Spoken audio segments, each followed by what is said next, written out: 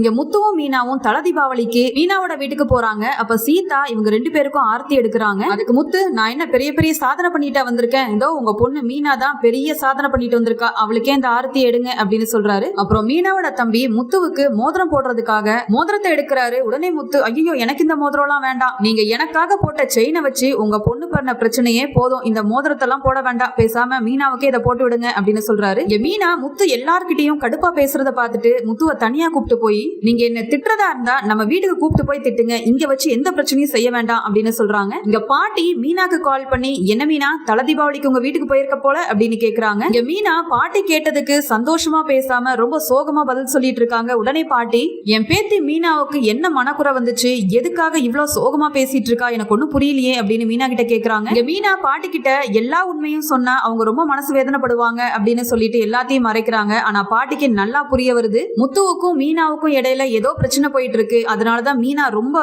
சோகமா இருக்கா போல அப்படின்னு நினைச்சிட்டு உடனே முத்துவுக்கு கால் பண்றாங்க. முத்து ரொம்ப சந்தோஷமா, என்ன பாட்டி சொல்லுங்க அப்படின்னு கேக்குறாங்க. ஆனா பாட்டி முத்துவை பயங்கரமா திட்ட ஆரம்பிக்கிறாங்க. என்னடா முத்து, மீனாவை கூப்பிட்டு தல தீபாவளிக்கு அவங்க வீட்டுக்கு போயிருக்க, ஆனா மீனா தல தீபாவளியில சந்தோஷமா இல்ல, அதுக்கு காரணம் நீதானே, என் பேத்தி மீனா பேசுறத வச்சே அவ சந்தோஷமா இருக்காளா இல்ல சோகமா இருக்காளான்னு இந்த பாட்டியால கண்டுபிடிக்க முடியும். நீதான் மீனாவோட மனசு ஏதோ கஷ்டப்படுற மாதிரி பண்ணிருக்க, அதனாலதான் மீனா ரொம்ப சோகமா இருக்கா. அவங்க வீட்டுல உள்ள எல்லாரையும் விட்டுட்டு உன்னையே நம்பி வந்த மீனாவை நீயே கஷ்டப்படுத்தினா எப்படி முத்து, நீ குடிச்சிட்டு வரப்ப கூட உன் அம்மா கறி உனக்கு சோறு போடுறது இல்ல, ஆனா இந்த மீனா நீ வர வரைக்கும் காத்திருந்து உனக்காக உனக்கு தேவையான எல்லாத்தையுமே செஞ்சு கொடுக்கற, அவளை நீ எப்படி பாத்துக்கணும், அவளை எதுக்கு நீ இப்படி கலங்க வைக்கிற, இந்த நல்ல நாள்ல கூட மீனா மனச கஷ்டப்படுத்தாம உன்னால இருக்க முடியாதா, அங்க வீட்டுல உன் அம்மா மீனாவை பயங்கரமா கொடுமைப்படுத்திட்டு இருக்கா, இதுல நீ வேற அவளை இவ்வளவு கஷ்டப்படுத்தினா, மீனாவை புரிஞ்சு நடத்துக்க முத்து, மீனா நம்ம குடும்பத்துக்கு எதிராக எதுவுமே செய்ய மாட்டா, மீனா மாதிரி ஒரு நல்ல பொண்ணு கிடைக்க நீ கொடுத்து வச்சிருக்கணும், இந்த பாட்டிக்கு அப்புறம் உன்னை நல்லா பாத்துக்கிற ஒரு ஆளுனா